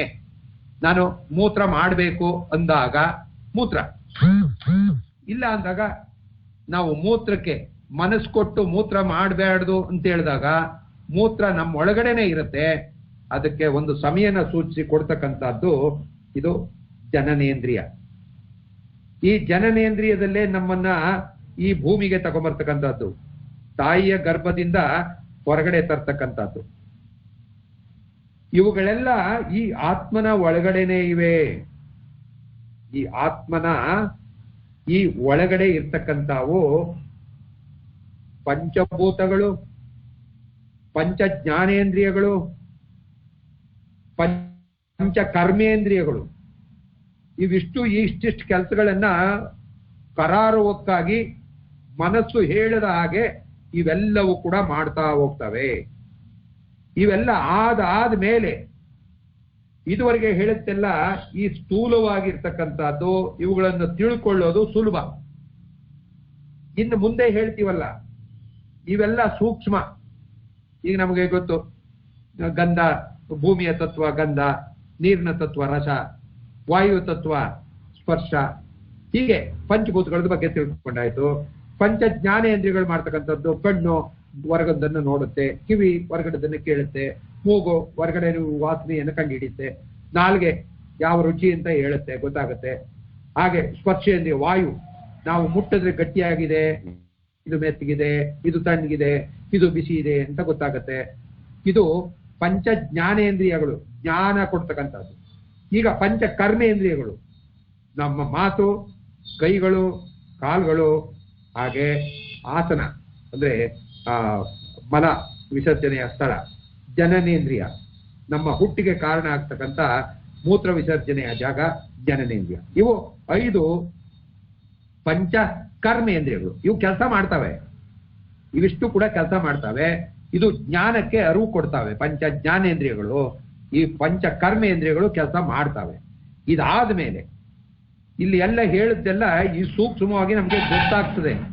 ಇದು ಏನೇನ್ ಕೆಲಸಗಳನ್ನು ಮಾಡ್ತಾವೆ, ಯಾವ್ಯಾವ ಲಿಂಗ ಅಂದ್ರೆ ಯಾವ್ಯಾವ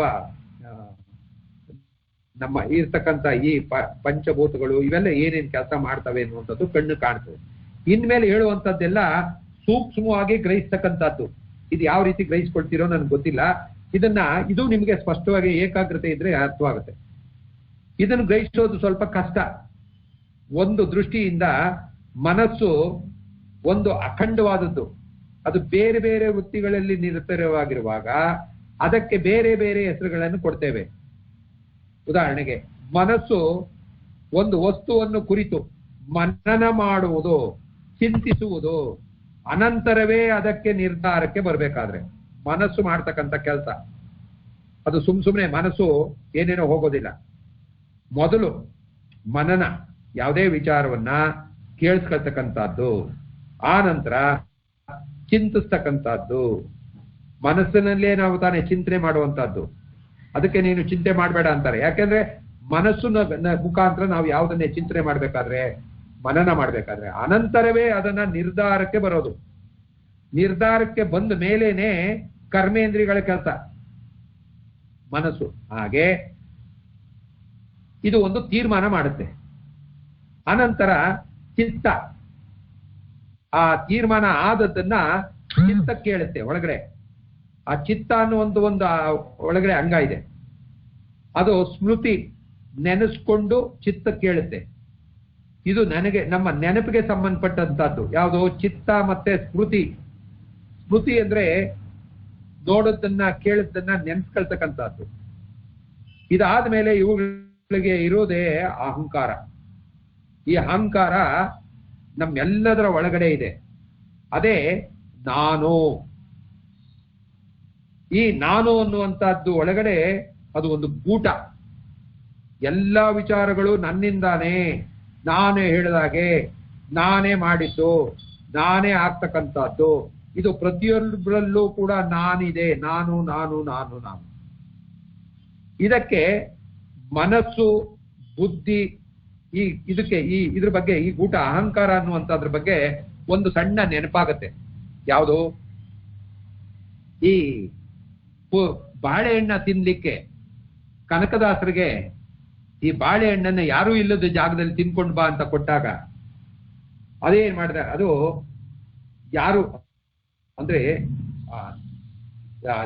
ಸರಿ ನಾನು ಹೋದರೆ ಓದೇನೋ, ನಾನು ಅಂದ್ರೆ ಈ ಗೂಟವನ್ನ ಕಟ್ಟಾಕೊಂಡಿರೋದನ್ನ ಬಿಚ್ಕೊಂಡ್ರೆ ಭಗವಂತನ ಹತ್ರಕ್ಕೆ ಹೋಗ್ಬೋದು. ಯಾರು ಹೋಗ್ತೀರಿ ಅಂದದಕ್ಕೆ ಅವ್ರು ಹೇಳ್ತಾರೆ, ನಾನು ಹೋದರೆ ಹೋಗಬಹುದು.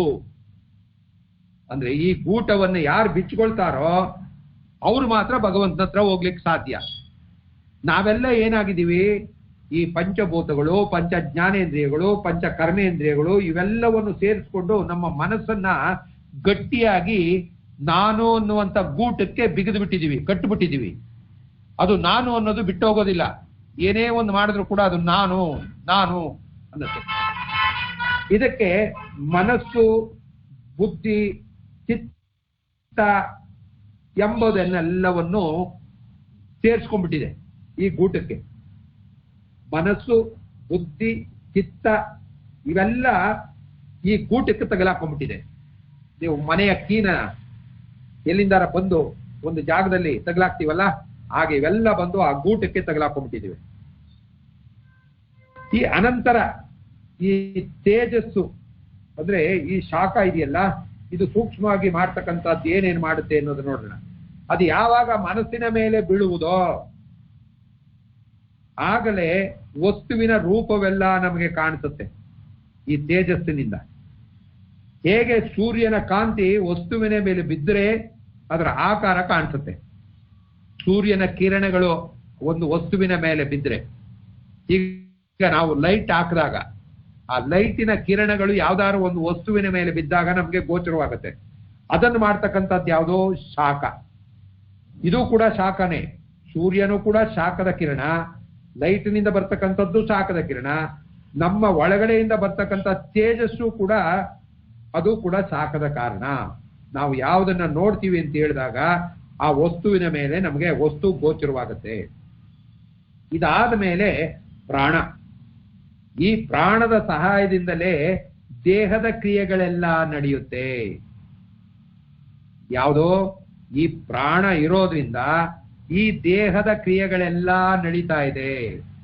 ಈ ಪ್ರಾಣ ಏನಾದ್ರೂ ಬಿಟ್ಟು ಹೊರಟೋದ್ರೆ ಇವ್ ಯಾವ ಕೆಲಸ ಮಾಡೋದಿಲ್ಲ.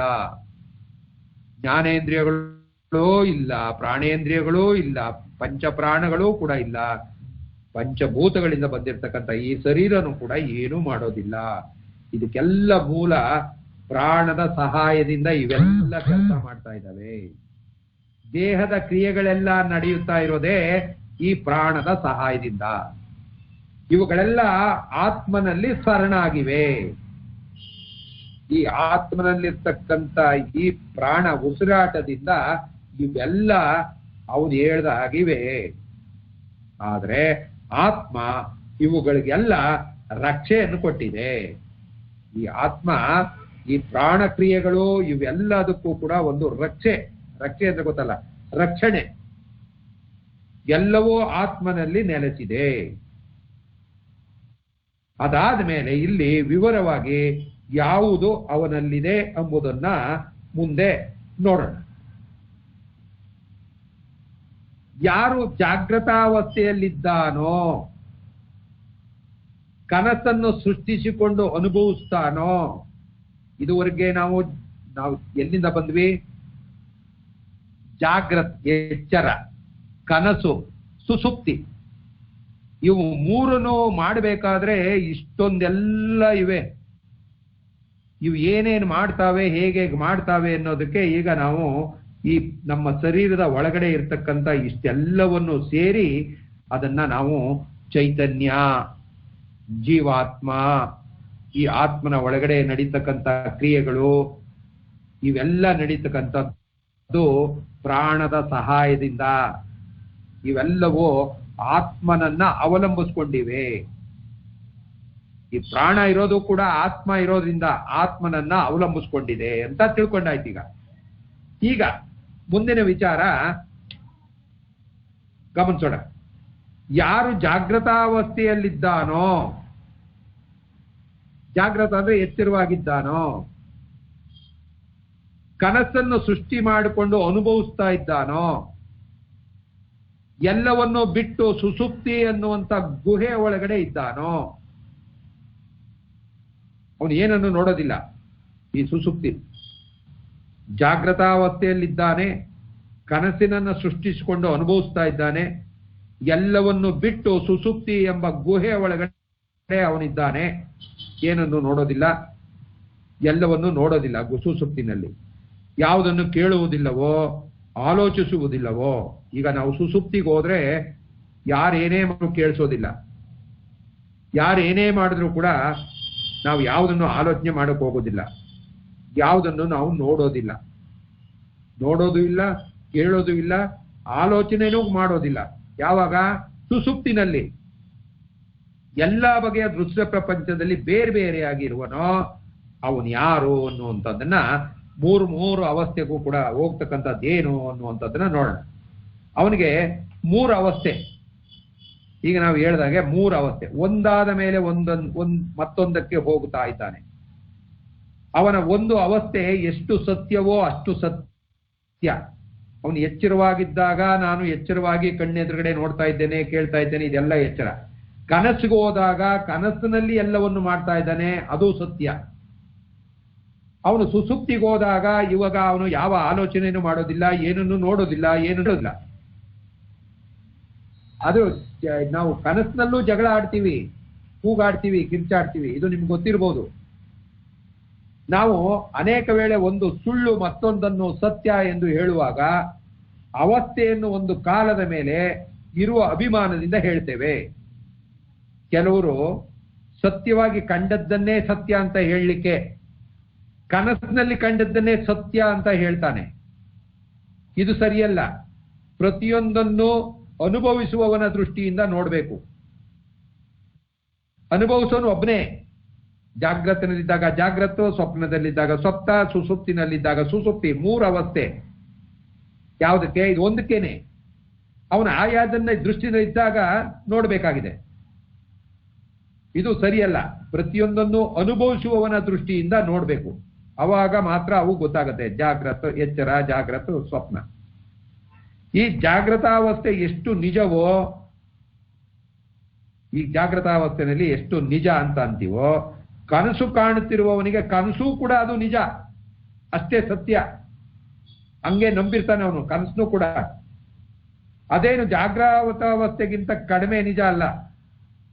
ನಾವು ಎಚ್ಚರದಲ್ಲಿ ಅನುಭವಿಸೋದಕ್ಕಿಂತ ಹೆಚ್ಚಾಗಿ ಕನಸಿನಲ್ಲಿ ಗುದ್ದಾಡ್ತೀವಿ, ಜಗಳ ಆಡ್ತೀವಿ, ಮಾತಾಡ್ತೀವಿ, ನಾವು ಏನೇನೇನೋ ಅನುಭವಿಸ್ತೀವಿ. ಸುಖ, ಸಂತೋಷ ಎಲ್ಲನೂ ಕನಸಲ್ಲಿ ಅನುಭವಿಸ್ತೀವಿ. ಜಾಗೃತಾವಸ್ಥೆಯಲ್ಲಿ ಅದನ್ನು ಅನುಭವಿಸುತ್ತಿರುವವನು ಅಷ್ಟೇ ತೀವ್ರವಾಗಿ ಅನುಭವಿಸ್ತಾನೆ. ಜಾಗೃತ್ ಮನಸ್ಸು ಕನಸಿನಷ್ಟೇ ನಿಜ, ಸುಪ್ತಿಯ ಅವಸ್ಥೆ.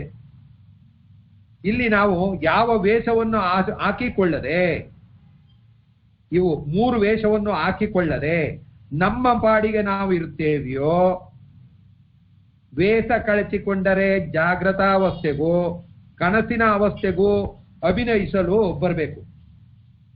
ಯಾವಾಗ ವೇಷಗಳನ್ನು ತೆಗೆದು ಹಾಕ್ತೇವೆಯೋ ಅವನಿಗೆ ಇನ್ಮೇಲೆ ಜಾಗೃತ್ ಮತ್ತು ಕನಸು ಅವಿರೋದಿಲ್ಲ. ಇದೊಂದು ಸೂಕ್ಷ್ಮವಾದ ವಿಚಾರ, ನಿಮ್ಗೆ ಅಷ್ಟು ಗಹನವಾಗಿ ಅರ್ಥ ಆಗೋದಿಲ್ಲ. ಇದನ್ನ ಸ್ಪಷ್ಟಪಡಿಸೋದಕ್ಕೆ ಇನ್ನು ಕೆಲವಾರು ಉದಾಹರಣೆಗಳನ್ನು ಕೊಡ್ತೀನಿ. ನಿಮ್ ಕೆಲವರಿಗೆಲ್ಲ ಅರ್ಥವಾಗಿದೆ. ಎಚ್ಚರ, ಕನಸು, ಸುಸುಪ್ತಿ. ಈಗ ಜೀವಾತ್ಮ ಈ ಜಾಗೃತ್ಮನ ಕನಸಿನಲ್ಲಿ ಹೇಗಿರ್ತಾನೆ ಎಂಬುದನ್ನ ಸ್ವಲ್ಪ ವಿವರವಾಗಿ ನೋಡೋಣ. ಇದನ್ನ ನಾಳೆ ನೋಡೋಣ ಅಂತಿದ್ದೆ. ಇದು ಸ್ವಲ್ಪ ವಿಚಾರನ ಇವತ್ತೇ ಮಾಡ್ಬಿಟ್ಟು ನೋಡೋಣ, ಇನ್ನೊಂದ್ 2, 3, 5 ನಿಮಿಷದಲ್ಲಿ. ಈ ಜೀವಾತ್ಮ ಈ ಶರೀರದ ಒಳಗಡೆ ಇರ್ತಕ್ಕಂಥ ಜೀವಾತ್ಮದಲ್ಲಿ ಜಾಗೃತ್, ಎಚ್ಚರ ಈಗ ನಾವು ನೋಡ್ತಕ್ಕಂಥದ್ದು, ನಿದ್ರೆನಲ್ಲಿ ಕನಸು. ಹಾಗೆ ಸ್ವಲ್ಪ ವಿವರವಾಗಿ ನೋಡೋದಕ್ಕೆ ಪ್ರಯತ್ನ ಮಾಡಿ. ಇವನೇ ನೋಡುವವನು ನೋಟದಿಂದ ವಸ್ತುವಿನ ರೂಪ, ಬಣ್ಣ, ಆಕಾರ ಇವುಗಳೆಲ್ಲವನ್ನು ಗ್ರಹಿಸ್ತಾನೆ.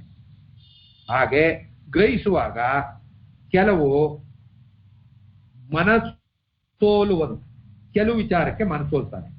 ಯಾವಾಗ ಮನಸೋಲುತ್ತಾನೆಯೋ ಆಗ ಅದಕ್ಕೆ ದಾಸನಾಗ್ತಾನೆ. ಮತ್ತೆ ಕೆಲವು ವೇಳೆ ಅದನ್ನು ಕಂಡ್ರೆ ಆಗದು, ಒಂದನ್ನು ಕಂಡ್ರೆ ಪ್ರೀತಿ ಪಡ್ತಾನೆ, ಮನಸೋಲುತ್ತೆ, ಇನ್ನೊಂದು ಕಂಡ್ರೆ ಅದು ವೈರಿ ಆಗೋದಿಲ್ಲ, ಅದನ್ನ ದ್ವೇಷಿಸ್ತಾನೆ. ಅದರ ಮೇಲೆ ದ್ವೇಷ ಭಾವ ಅಂತ ಆಳ್ತಾನೆ, ಒಂದನ್ನ ಪ್ರೀತಿಸ್ತಾನೆ, ಒಂದನ್ನ ದ್ವೇಷಿಸ್ತಾನೆ. ಎಲ್ಲಿ ಅವನಿಗೆ ಆಸಕ್ತಿ ಇಲ್ಲವೋ, ದ್ವೇಷವೂ ಇಲ್ಲವೋ, ಉದಾಸೀನಾಗಿ ಅವುಗಳನ್ನ ನೋಡ್ತಾನೆ. ವಸ್ತು ಹೇಗೆ ಇದೆಯೋ ಹಾಗೆ ತಿಳಿದುಕೊಳ್ಳುವುದಕ್ಕೆ ಪ್ರಯತ್ನಿಸ್ತಾನೆ. ಯಾವುದ್ರ ಮೇಲೂ ಕೂಡ ದ್ವೇಷ ಇಲ್ಲ, ಅವನಿಗೆ ಆಸಕ್ತಿನೂ ಇಲ್ಲ. ಉದಾಸೀನವಾಗಿ ನೋಡಿದಾಗ ಯಥಾಸ್ಥಿತಿ ಕಾಣಿಸುತ್ತೆ. ನಮಗೆ ರಾಗ ದ್ವೇಷಗಳಿದ್ರೆ ಯಾವ್ದಾದ್ರು ಒಂದು ವಸ್ತುವನ್ನ, ಒಂದು ವಿಚಾರವನ್ನ ಬೇರೆ ಬೇರೆ ಆಲೋಚನೆ ಮಾಡುತ್ತೆ. ಈ ರಾಗ ದ್ವೇಷವಿಲ್ಲದ್ದು ಯಾವುದು ಅಂದ್ರೆ ಆ ತ್ರಿಗುಣಾತೀತ ಪರಮಾತ್ಮ. ನಾವು ತ್ರಿಗುಣಾತೀತನ ಸ್ಥಾನಕ್ಕೆ ಹೋಗ್ಬೇಕು ಅಂದ್ರೆ ಸುಸುಪ್ತಿ ಅವಸ್ಥೆಗೆ ಹೋಗ್ಬೇಕು. ಸುಸುಪ್ತಿ ಅವಸ್ಥೆನಲ್ಲಿ ಯಾವುದೂ ಇರೋದಿಲ್ಲ. ಅದಿಲ್ಲ ಅಂದ್ರೆ ಒಂದು ನಮಗೆ ಪ್ರೀತಿ ಬೇಕು ಅನ್ನುತ್ತೆ, ಒಂದು ಬೇಡ ಅನ್ನತ್ತೆ, ದ್ವೇಷ ಇವೆಲ್ಲವೂ ಕೂಡ ಹೋಗುತ್ತೆ. ವಸ್ತು ಹೇಗಿದೆಯೋ ಹಾಗೆ ತಿಳಿದುಕೊಳ್ಳೋದಕ್ಕೆ ಪ್ರಯತ್ನಿಸ್ತಾನೆ. ಈ ಭಾವ ಬಹಳ ಅಪರೂಪ.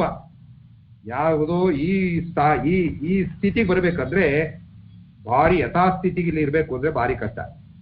ಒಬ್ಬನಿಗೆ ಬರಬೇಕಾದ್ರೆ ಇದೇ ನಿಜವಾದ ಜ್ಞಾನಿಯ ಲಕ್ಷಣ. ಯಥಾಸ್ಥಿತಿ ಹೇಗಿದೆಯೋ ಹಾಗೆ ತಗೊಂಡು ಉಪಯೋಗಿಸ್ತಕ್ಕಂಥದ್ದು ಇದೆಯಲ್ಲ, ಅದು ಜ್ಞಾನಿ. ಅವನು ವಸ್ತುವನ್ನು ಅನಾಸಕ್ತನಾಗಿ ನೋಡ್ತಾನೆ. ಅವನಿಗೆ ಆಸಕ್ತಿನೂ ಇಲ್ಲ, ದ್ವೇಷನೂ ಇಲ್ಲ. ಅವನಿಗೆ ಯಾವುದರ ಮೇಲೆಯೂ ಅಪೇಕ್ಷೆಯೂ ಕೂಡ ಇಲ್ಲ, ದ್ವೇಷವೂ ಕೂಡ ಇಲ್ಲ. ಆ ಸ್ಥಿತಿಗೆ ಬರೋದಿದೆಯಲ್ಲ, ಅದನ್ನೇ ನಮ್ಮೆಲ್ಲರ ಈ ಸ್ಥಿತಿ ಎಲ್ಲನ್ನು ತಿಳ್ಕೊಂಡು ಈ ಜೀವಾತ್ಮ ಜಾಗ್ರತ್ ಮತ್ತು ಕನಸಿನಲ್ಲಿ ಹೇಗಿರ್ತಾನೆಯೋ ಅದನ್ನ ನಾವು ಈಗ ತಿಳ್ಕೊಂಡಾಯ್ತು. ಇದನ್ನು ಮುಟ್ಟುವವನು ಜೀವಾತ್ಮ. ಮುಟ್ಟಿದಾಗಲೇ ಒಂದು ವಸ್ತುವಿನ ಮೇಲೆ ನಿಕಟ ಸಂಬಂಧ ಬೆಳೆಯೋದು. ನೋಡಿ, ಇವೆಲ್ಲ ಜ್ಞಾನೇಂದ್ರಿಯ ಕರ್ಮೇಂದ್ರಿಯಗಳು ಒಂದಕ್ಕೊಂದು ಸಂಬಂಧಪಟ್ಟು ಕೆಲಸ ಮಾಡ್ತಾವೆ. ನಮ್ಮ ಒಳಗಡೆ ಇರ್ತಕ್ಕಂಥವು ಇವೆಲ್ಲವನ್ನು ಎಳೆ ಎಳೆಯಾಗಿ ತಿಳಿದು ಬಿಡಿಸ್ಕೊಂಡಂತವನೇ ನಿಜವಾದ ಜ್ಞಾನಿ.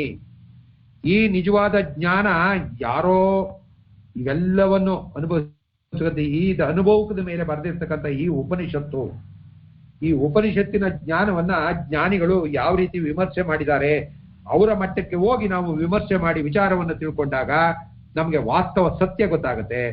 ಅಂತ ಅವರು ಈ ಪ್ರಪಂಚದ ಯಾವುದಕ್ಕೂ ಬಲಿ ಬೀಳೋದಿಲ್ಲ. ಅವ್ರಿಗೆ ತಿರ್ಗಾ ಪುನಃ ಹುಟ್ಟು ಅನ್ನೋದಿಲ್ಲ. ಈ ವಿಚಾರಗಳೆಲ್ಲವನ್ನು ಯಾರು ಅರ್ಥಕೊಳ್ತಾನೋ, ಇದೆಲ್ಲವನ್ನು ಮುಟ್ಟುವವನು ಜೀವಾತ್ಮ. ಯಾವುದೇ ಒಂದು ವಸ್ತುವನ್ನ ಮುಟ್ಟಿದ ಮೇಲೆ ಅದಕ್ಕೆ ನಿಕಟವಾದ ಸಂಬಂಧ ಬರುತ್ತೆ. ಇದು ನನಗೆ ಬೇಕು ಪ್ರಿಯವಾಗಿದ್ರೆ, ಇಲ್ಲ ಬೇಡ, ಇದೆಲ್ಲ ಬರೋದು ಯಾವ್ದಾಗ ಮುಟ್ಟಿದಾಗ ಅದ್ರ ಮೇಲೆ ನಮ್ಗೆ ಒಂದು ಸಂಬಂಧ ಬೆಳೀತದೆ. ಇಲ್ಲದೆ ಇದ್ರೆ ಇಲ್ಲ.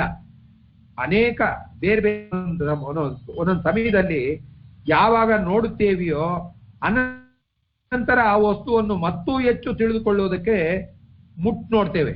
ಒಂದ್ಸಾರಿ ಕಣ್ಣಲ್ಲಿ ನೋಡ್ತೇವೆ, ನೋಡಾದ್ಮೇಲೆ ಅದೇನಿರ್ಬೋದು ಅಂತೇಳಿ ಅದನ್ನ ಮುಟ್ಟಿ ನೋಡ್ತೇವೆ ಯಾವುದೇ ಒಂದು ವಸ್ತುವನ್ನ.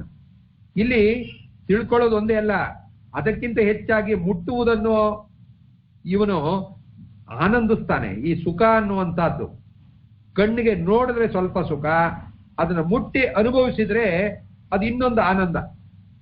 ನಮಗೆ ಪ್ರಿಯವಾದ ವಸ್ತುವನ್ನು ನಾವು ಮುಟ್ಟಿದ್ರೆ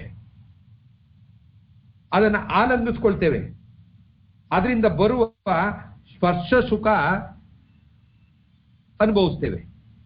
ಇದು ತುಂಬಾ ಸೂಕ್ಷ್ಮವಾದ ಒಂದು ವಿಚಾರ. ಈ ಸ್ಪರ್ಶ ಸುಖ ಇದನ್ನ ಕಣ್ಣಲ್ಲಿ ನೋಡ್ತೇವೆ, ಕಣ್ಣಲ್ಲಿ ನೋಡಿದ ಮೇಲೆ ಅದನ್ನ ಮುಟ್ಟುತ್ತೇವೆ. ಮುಟ್ಟೋದು ಅಂದ್ರೆ ತಬ್ಕೊಳ್ತಕ್ಕಂಥದ್ದು. ಆ ತಬ್ಕೊಂಡಾಗ ಆಲಂಗಿಸ್ಕೊಂಡಾಗ ಆಗ್ತಕ್ಕಂಥ ಸ್ಪರ್ಶ ಸುಖದ ಇದೆಯಲ್ಲ, ಈ ಅನುಭವ ಯಾವುದಕ್ಕೆ? ಈ ಶರೀರದಲ್ಲಿ ನಡೀತಕ್ಕಂಥ ಎಲ್ಲಾ ಚಲನೆಗಳನ್ನು ಈ ಬಿಡಿಸಿ ವಿವರವಾಗಿ ನಮ್ಗೆ ತಿಳಿಸ್ಕೊಡ್ತಾ ಇದ್ದಾರೆ. ಅದನ್ನ ನೋಡಿದ್ರೆ ಸಾಲದು, ಮುಟ್ಟಿದ್ರೂ ಸಾಲದು, ಅದು ಆಡುವ ಮಾತನ್ನು ಕೇಳ್ತೇವೆ. ಇದೇ ಶ್ರವಣಾನಂದ. ನೋಡಿ, ಈಗ ಇದುವರೆಗೆ ನಾವೇನ್ ಮಾಡಿದ್ವಿ? ಕಣ್ಣಲ್ಲಿ ನೋಡಿದ್ವಿ, ನೋಡಾದ್ಮೇಲೆ ಮುಟ್ಟಿದ್ವಿ, ಮುಟ್ಟಾದ್ಮೇಲೆ ಅದ್ರ ಸ್ಪರ್ಶ ಸುಖ ಅಂತ ಅನ್ಕೊಂಡ್ವಿ. ಆದ್ರೆ ಅದೇ ವಿಷಯವನ್ನ ಈ ಶ್ರವಣ ಕಿವಿಯಿಂದ ಕೇಳಿಸಿದ್ರೆ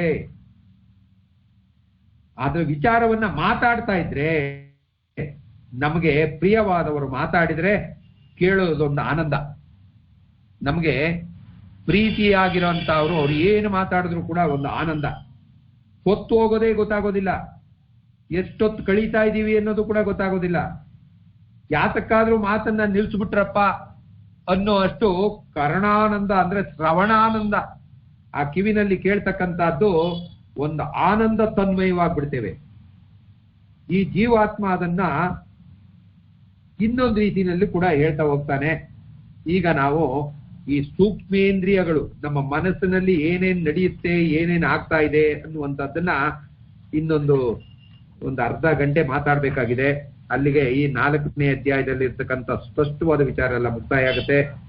ನಾವು ನಾಳೆ ಇದಕ್ಕಿಂತ ಮುಂದುವರೆದ ಭಾಗ, ನಮ್ಮ ಈ ಜೀವಾತ್ಮನ ಒಳಗಡೆ ಇರ್ತಕ್ಕಂಥ ಈ ಪಂಚೇಂದ್ರಿಯಗಳು, ಪಂಚಭೂತಗಳು, ಪಂಚೇಂದ್ರಿಯಗಳು, ಪಂಚ ಜ್ಞಾನೇಂದ್ರಿಯಗಳು, ಪಂಚ ಕರ್ಮೇಂದ್ರಿಯಗಳು, ಹಾಗೆ ನಮ್ಮ ಮನಸ್ಸು, ಅಹಂಕಾರ, ಇವೆಲ್ಲವನ್ನು ಸೇರಿ ನಮ್ಮನ್ನ ಅದು ನಿದ್ರೆಗೆ ಎಚ್ಚರವಾಗಿದ್ದಾಗ ನಾವು ಅನುಭವಿಸ್ತಕ್ಕಂಥದ್ದು, ಕನಸಿನಲ್ಲಿ ನಾವು ಅನುಭವಿಸ್ತಕ್ಕಂಥದ್ದು, ಹಾಗೆ ಸುಸುಪ್ತಿನಲ್ಲಿ ಮುಳುಗ್ತಕ್ಕಂಥದ್ದು, ಇವೆಲ್ಲ ವಿಚಾರಗಳನ್ನ ಸ್ವಲ್ಪ ಆದಷ್ಟು ಮಟ್ಟಿಗೆ ವಿವರವಾಗಿ ನಾವು ತಿಳ್ಕೊಂಡಿದ್ದೀವಿ.